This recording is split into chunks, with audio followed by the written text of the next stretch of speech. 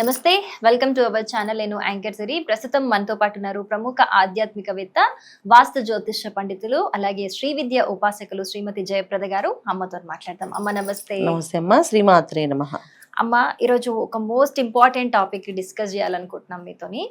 మనం ఈ ఇయర్ లో చూసుకుంటే కనుక ఎన్నో కేసెస్ చూసాం. బలైపోయిన భర్తలు భార్యల చేతుల్లో.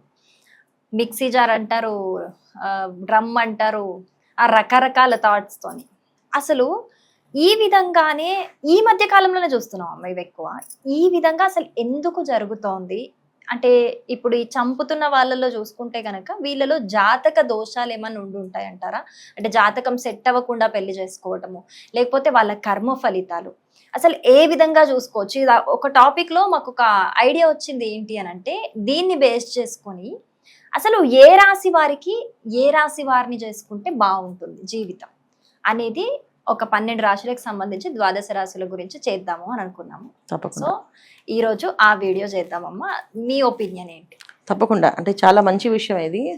అయితే ఇది చంపడం అనేది కొంచెం బాధాకరమైన విషయమే. ఎందుకంటే ఇలా ఎందుకు తయారవుతున్నారు అనే దానికి జాతకంలో ఉండే గ్రహస్థితులు బట్టి ఉంటుంది. కొన్ని విషయాల్లో కొన్ని ప్రారంధ కర్మలు అనుభవించాల్సిన రాక్షసత్వాలు ఉన్న లక్షణాలు కూడా ఉంటాయి. ఇంకొకటి ఏంటంటే, జాతకంలో ఒక్కొక్కరికి కొన్ని సైకాట్రిస్ట్గా కొన్ని ప్రాబ్లం ఉంటాయి. అంటే వాళ్ళ మెంటల్గా కొన్ని ప్రాబ్లమ్స్ ఉన్న వాళ్ళు ఉంటారు. సో మనం జాతకాన్ని పూర్తిగా పరిశీలిస్తే అమ్మాయి క్యారెక్టర్ ఎటువంటిది, అబ్బాయి క్యారెక్టర్ ఎటువంటిది, వాడు ఈ అబ్బాయి ఎలాంటి లక్షణాలు కలిగిన అంటాడు, ఏ సమయంలో ఎలా ఉంటాడు అనేది జాతకంలో తెలుస్తుంది. అలాగే అమ్మాయి జాతకంలో కూడా ఈ అమ్మాయి ఎలాంటి కేటగిరీ అమ్మాయి, సో ఏ జీవితంలో ఏ సాధిస్తుంది, ఏదైనా ఇబ్బంది పెట్టే సిచ్యువేషన్స్ కూడా నడుస్తాయా అనేది కూడా జాతకంలో తెలుస్తుంది. సో మన జాతకాలను పూర్తిగా పరిశీలించాలి. ఇప్పుడు అందరూ ఏంటంటే, జాతకం చూడండి కలిసిందా, వివాహం చేసుకోవచ్చు అని అడుగుతారు తప్ప అమ్మాయి క్యారెక్టర్ కరెక్ట్గా ఉందా, అబ్బాయి క్యారెక్టర్ బాగుందా అని ఎవరు అడగరు. సో ఎవరు అడగరు, ఎవరు డిస్కస్ చేయరు. జాతకంలో ప్రతిదీ తెలుసుకోవాల్సిన ఏంటంటే, వాళ్ళిద్దరు కలవడమే కాదు, ఇద్దరు ఆలోచనలు కూడా బాగున్నాయో లేదు చూడాలి. ఏ ఒక్క ఆలోచన బాగుంటేనే ఆ ఆలోచన వల్లే వాళ్ళు ముందుకెళ్ళగలుగుతారు. ఇద్దరిలో ఎవరికైనా ఒకరికి నెగిటివ్ ఆలోచన ఉంది అంటే ఖచ్చితంగా ఇంకొకరికి అది ఎఫెక్ట్ అవుతుంది. అయితే ఇక్కడ 2 రకాలైన విషయాలు ఉంటాయి. ఇద్దరికి ఆలోచనలు నెగిటివ్ ఉన్నప్పుడు నెగిటివ్ సిచ్యువేషన్స్ ఫేస్ చేయాలని రూల్ ఉండదు. ఒకరు ఆలోచిస్తే ఇంకోళ్ళు ఆలోచిస్తుంటారు. సో ఇద్దరు పాజిటివ్ ఉన్నప్పుడు ఆ పాజిటివ్నెస్ ఇద్దరికి మంచిగా చేయొచ్చు, చెడు చేయొచ్చు. అందుకని నా దారిలో నేను ఉండాలి, నాకు నచ్చట్లేదు ఎందుకు, నేను నా దారిలో నేను ఉంటాను, నీ దారిలో నువ్వు ఉండని చెప్పేసి ఇలా కూడా ఉంటాయి. కానీ చంపేంత గుణం రావాలి అంటే అది ఖచ్చితంగా జాతకంలో దోషాలు ఉన్నట్టు లెక్క, బాగా తీవ్రంగా ఉన్నది ఒకటి. రెండోది కలియుగం. ఈ కలియుగంలో ఏంటంటే ప్రారంధ కర్మలు ఎక్కువగా ఉంటాయి, పాపకర్మ ఎక్కువగా ఉంటుంది. సో పాపం చేయడానికే జన్మ మళ్ళీ తీసుకుంటూ ఉంటారు కొన్ని జన్మలు. ఆ పాపం యొక్క ఫలితం కూడా వీళ్ళకి పనిచేస్తుంది. సో ఇవన్నీ మనం చూసుకోవాల్సింది ఏంటంటే, ఫస్ట్ పెళ్ళవక ముందే అమ్మాయి జాతకం పూర్తిగా అనాలిసిస్ చేసి ఈ అమ్మాయికి ఎలాంటి హస్బెండ్ వస్తే బాగుంటుందని తల్లిదండ్రులు తెలుసుకోవాలి. అలాగే అబ్బాయి జాతకం కూడా పూర్తిగా తెలుసుకొని ఎలాంటి అమ్మాయిని తెచ్చుకోవాలి అనేది వీళ్ళు తెలుసుకుంటే ఆ కొన్ని లక్షణాలను బట్టి మీరు వెతుక్కోవచ్చు. వీళ్ళు ఏం చేస్తారు, కంప్లీట్గా అమ్మాయి నచ్చాక అప్పుడు జాతకాలు చూపిస్తుంటారు. అసలు ఎలాంటి అమ్మాయి కావాలని ఫస్ట్ క్లారిటీ వీళ్ళు తీసుకోరు. ముందు చూసుకుంటారు, బ్యాక్గ్రౌండ్ కావాలంటారు, ఆస్తి అంతస్తులు చూస్తారు. ఇవన్నీ కాదు, అబ్బాయికి మంచి గుణం ఉందా లేదా, అబ్బాయికి ఎలాంటి అమ్మాయి కావాలి, అమ్మాయి మంచి గుణవంతురాలా కాదా, ఈ అమ్మాయికి ఎటువంటి అబ్బాయి వస్తాడు అని చెక్ చేసుకుంటే 100% ఈ ప్రాబ్లమ్స్ రాకుండా బయటపడే అవకాశం ఎక్కువ ఉండడమే పెద్ద విషయం ఈ రోజుల్లో. ఖచ్చితంగా కదా. అందుకని సో మనం చూసుకోవాల్సింది ఏంటంటే, ఖచ్చితంగా ఈ కంపేటబిలిటీ అనేది ఏవో పాయింట్స్ కింద చూస్తారు, పాయింట్స్ కాదు, లక్షణాలతో చూడాలి. సో ఈ రోజుల్లో కావాల్సింది లక్షణాలు అలా అనమాట. అమ్మ, నెక్స్ట్ తులారాశి. మరి తులారాశి వారికి ఏ రాశి వారి జోడి బాగుంటుంది? తులారాశి అనగానే రాశి అధిపతి శుక్రుడు మనకి. సో శుక్రుడు అధిపతి ఉండడం వల్ల ఈ తులారాశికి మెయిన్ ముఖ్యంగా ఏంటంటే, తులా అంటే మనకి ఏంటంటే మనం ఒక కాటాలా ఉంటుంది అంట, తులాభారంలా. సో మనం ఏది వేస్తే అది రెండోది పైకి తేలుతుంది. సో బ్యాలెన్స్ ఎప్పుడు కూడా దాన్ని చేస్తేనే వాళ్ళు బ్యాలెన్స్ పీపుల్ అనమాట. సో ఇందులో ఏది తక్కువ చేసినా వాళ్ళు బ్యాలెన్స్ తప్పవే మాట్లాడుతుంటారు. సో తులారాశి వాళ్ళ లక్షణాలు అలా ఉంటాయి.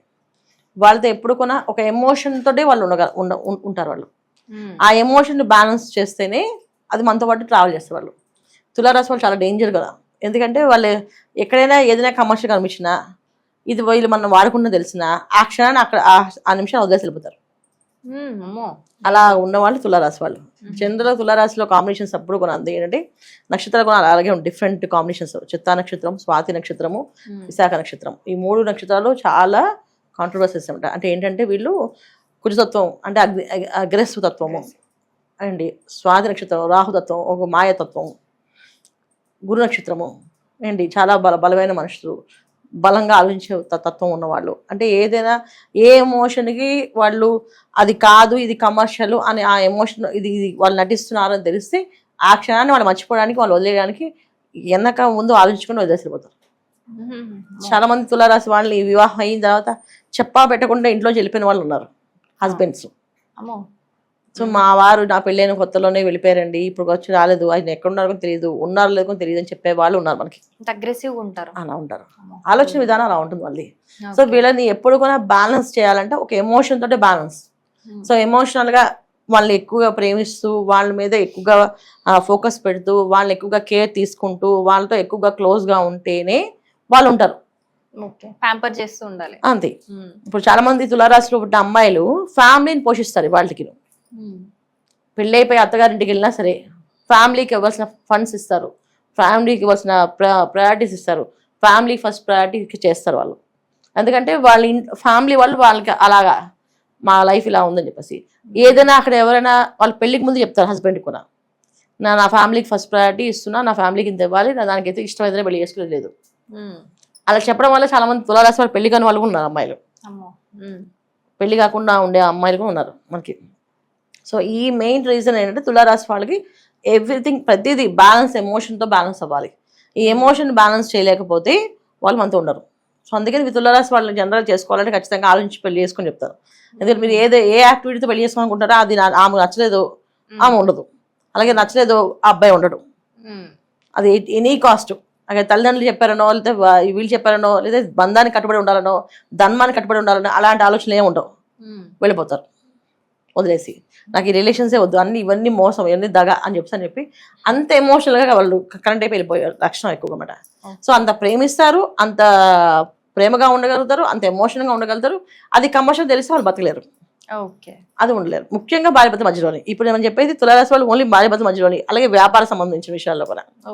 ఒక జీవిత భాగస్వామితో ఎలా ఉంటుందో అలాగే వ్యాపార వ్యక్తితో కూడా అలాగే ఉంటారు. ఇద్దరు పార్ట్నర్స్ గా ఫ్రెండ్స్ గా వర్క్ చేసినప్పుడు ఈ ఫ్రెండ్ ఆ ఫ్రెండ్ ఇద్దరు యొక్క ఎమోషన్ ఉంటుంది, ఇంపార్టెంట్ అండర్స్టాండింగ్ ఎమోషన్ తోనే చేస్తారు. ఇక్కడ ఎప్పుడైనా వీడు కమర్షియల్ గా మారాడు అంటే ఈయన వెళ్ళిపోతారు అక్కడ వదిలేసి. అదే నువ్వు నేను అనుకుంది కాదురా, నువ్వు కమర్షియల్ గా ఉన్నావు, నేను ఇంత చేయను అని చెప్పి వెళ్ళిపోతారు. అది ప్రాబ్లం వెళ్తారు. అందుకే వీళ్ళు ఖచ్చితంగా వీళ్ళు చూసుకోవాల్సింది, బ్యాలెన్స్ చేసుకోవాల్సింది ఏంటంటే వీళ్ళు ఎవరు సెట్ అవుతారు అనుకుంటే కుంభరాశి వాళ్ళు సెట్ అవుతారు వాళ్ళకి. సో కుంభరాశి వాళ్ళు ఏంటంటే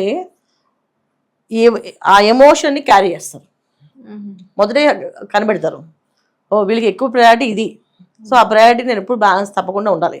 ఎందుకంటే కుంభరాశిలో ఉండే లక్షణాలు ఏంటంటే, కుంభరాశిలో ఉండే నక్షత్రాలు కూడా ఏంటంటే చాలా డిఫరెంట్గా వాళ్ళకున్న చాలా హెమ్మీగా పనిచేస్తారు. ఎందుకంటే దాంట్లో సతవేష నక్షత్రం, పూర్వభద్ర నక్షత్రం, ధనిష్ట నక్షత్రం, ఈ రాశిలో ఏ నక్షత్రాలు ఉన్నాయో మళ్ళీ ఆ రాశిలో అవే నక్షత్రాలు కాంబినేషన్స్ ఉన్నాయి. దానికి కుజాధిపతి, రాహు అధిపతి, గురువు అధిపతి. సో వీళ్ళు ఏంటంటే ప్రతి దాన్ని బ్యాలెన్స్ చేయగలుగుతారు. ఓకే ఈయనకి ఉన్న ఎమోషన్ని నేను ఇలా చూస్తేనే ఆయనకి ఇది ఇష్టం, ఆయనతో ఏదైనా ఏదో చెప్తే ఇష్టం ఉండదు, ఆయన చెప్పింది చేస్తే ఇష్టపడతారు. సో దాన్ని ఆయన ఇష్టపడి చెప్పేటట్టే చేద్దామని చెప్పి వాళ్ళు అలా ప్లాన్ చేయగలుగుతారు, బ్యాలెన్స్ చేయగలుగుతారు, ప్లాన్ చేయగలుగుతారు. శని భగవాన్ ఒక రాశి కదా అది, కుంభరాశి అంటే. సో శనేశ్వరుడు ఏంటి, కర్మాధిపతి. సో కాలానికి అనుకూలంగా మారే తత్వాన్ని కలిగించే స్వభావం ఉన్నవాళ్ళు మనుషులు మాట వాళ్ళు. అంటే కాలంతో పాటు మనుషులు మారుతారు. ఇప్పుడు మీరు మకర రాశి తీసుకోండి, కుంభరాశి తీసుకోండి, వాళ్ళు కాలంతో పాటు మారుతుంటారు, అంటే మిరాకిల్స్ కోరుకోరు. సో కాలం ఎలా వెళ్తుంది దాన్ని బట్టి అలా వెళ్తుంటారు, లైఫ్ మౌల్డ్ అయిపోతుంటారు. ఓకే అప్పుడు అలా చేస్తాం కానీ ఇప్పుడు అలా కాదు కదా, ఇప్పుడు ఇది చేయాలి అని అలా మౌల్డ్ లేని మనుషులు కనుక వాళ్ళు వీళ్ళని బ్యాలెన్స్ చేయగలుగుతారు. సో కుంభరాశి వాళ్ళు తులారాశి వాళ్ళు వివాహం చేసుకుంటే మెయిన్ ఫర్ ఈచ్ అదర్ లాగా ఉండే అవకాశం ఎక్కువగా ఉంటుంది. ఓకే మరి తులారాశి వారు ఆల్రెడీ వేరే రాశుల వారిని పెళ్లి చేసుకొని ఉంటే జనరల్ గా ఏంటంటే వేరే రాశి వాళ్ళు చేసుకుంటే ప్రాబ్లమ్స్ ఉంటాయి. కాకపోతే ఏంటంటే మనం దానిలో ఏవైతే పాజిటివ్ ఉన్నాయో తీసుకోవాలి. అలాగే కుంభరాశి మళ్ళీ తులారాశి వాళ్ళు చేసుకునే వాళ్ళు కూడా ప్రాబ్లమ్స్ ఉండుంటాయి. అంటే ఈ కాంబినేషన్ కి కూడా ఏవో ప్రాబ్లం ఉంటుంది. ఎందుకంటే ఇక్కడ మనం రాశుల వైజ్ చెప్తున్నాం, లగ్నాలు మళ్ళీ మారుతుంటాయి కదా. సో లగ్నాలు మారినప్పుడు ఒక్కొక్కసారి లగ్నాలు డిఫరెంట్ గా వచ్చినప్పుడు కొంచెం కాంబినేషన్స్ డిఫరెన్స్ వస్తాయి. ఇప్పుడు మనం చేసుకుపోయే వాళ్ళు ఇలా రాశి వాళ్ళు చేసుకోండి అని చెప్తున్నాం, ఇలా లగ్నాలు ఈ రాశి వాళ్ళు చేసుకుంటే బాగుంటుంది. ఆల్రెడీ చేసేసుకుని ప్రాబ్లమ్స్ ఫేస్ చేసిన వాళ్ళు ఆ ప్రాబ్లం ఏముందో వాళ్ళు కనిపెట్టుకోవాలి. ఎక్కడ ఎక్కడ వస్తుంది ప్రాబ్లం, వైఫ్ అండ్ హస్బెండ్ మధ్యలో ఎక్కడ వస్తుంది ప్రాబ్లం? మోస్ట్లీ వచ్చే ప్రాబ్లం ఫైనాన్షియల్ ప్రాబ్లం అండి, వీళ్ళిద్దరి మీద ఎఫ్ఐఆర్స్ మీద ప్రాబ్లం. ఈ అమ్మాయి ఎవరితో మాట్లాడుతుందేమో హస్బెండ్కి అనుమానం, హస్బెండ్ ఎవరితో మాట్లాడినా అమ్మాయికి అనుమానం. లేకపోతే వీళ్ళతో ఫ్రెండ్లీగా ఉండకుండా బయట వాళ్ళతో ఫ్రెండ్లీగా ఉంటే నచ్చదు. నాతో అంత క్లోజ్ సరదా కూడా పక్క ఇంటి వాళ్ళతో అంత క్లోజ్గా ఉంటాం అని చెప్పి అమ్మాయి కోపం. అదేదో క్లోజ్ అమ్మాయితో ఉండండి, ఆ ప్రాబ్లం సాల్వ్ చేయండి. చాలా సింపుల్ విషయాలు కదా. చిన్న విషయాల్ని పెద్దగా చేసుకుంటున్నారు, పెద్ద విషయాలు వదిలేస్తున్నారు. చిన్న విషయాలు ఏవైతే ఉన్నాయో దాన్ని మనం మైనస్ చేశారు. ఇప్పుడు ఆ అమ్మాయికి వేరే వాళ్ళతో నవ్వుతూ మాట్లాడితే ఇష్టం లేదు, అమ్మాయి ముందు మాట్లాడద్దు, తనకి ఫస్ట్ ప్రయారిటీ ఇవ్వండి, తనకి ఫస్ట్ చూడడానికి నేను ఆటోమేటిక్గా అదృష్ట యోగా కలిసిపోతాయి. అలా మార్చుకోవాలి. రైట్ అమ్మ, చాలా బాగా చెప్పారు.